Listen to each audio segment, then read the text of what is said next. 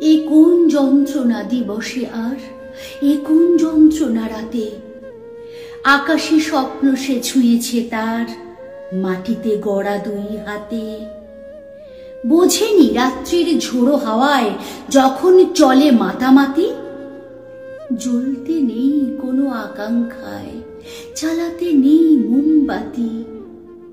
ভেবেছে সবখানে খোলা দুয়ার, দেখেনি দেয়ালের লেখা, এবং বোঝেনি যে বারান্দার ধারেই তার সীমারেখা।